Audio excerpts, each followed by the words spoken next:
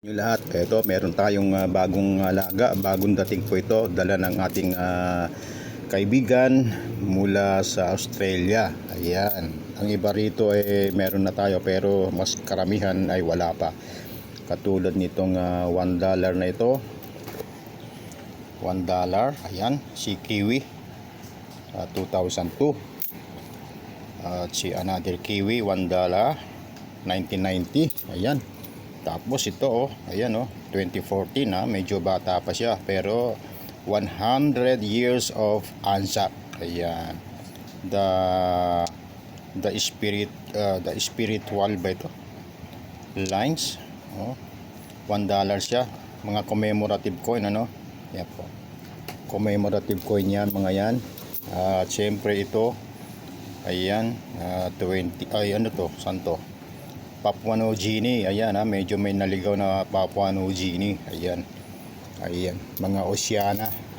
At syempre ito 50 cents, syempre millennial coin, Queen Elizabeth II, ayan, Australia. At ang kanyang likod 50 cents, ayan, millennium year, 50 cents from Australia, year 2000, ayan. At meron pa rito, ayan, 2014, medyo bata-bata pa, ano ba ito? Hindi natin maano dali lang, silipin natin, medyo malabo na mata na lolo niya teka. Spirit Lives, ayun, The Spirit Lives, ayan, 2014 at 2018, ayan, $1, 100 years.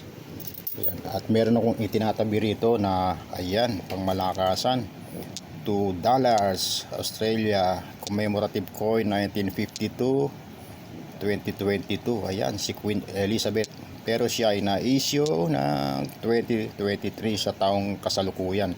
Ang ganda niya, ayan so, wala pa ako niyan kaya ito, yellow siya yellow. Ang alam ko maraming kulay dito, may blue, may green, yellow itong napasalubong sa akin. Matildas, ayan, 1978, ayan, football. Ayan, $2. At yung kanyang kasama ay year 2020, $2, Queen Elizabeth, Australia. At ayan striving. May mga dekorasyon na sila, mga colored na po. Sa United Kingdom, karamihan na rin ng mga barya ay may mga kulay, colored, katulad nito. Ayan, medyo hindi lang ayan itong natin, camera.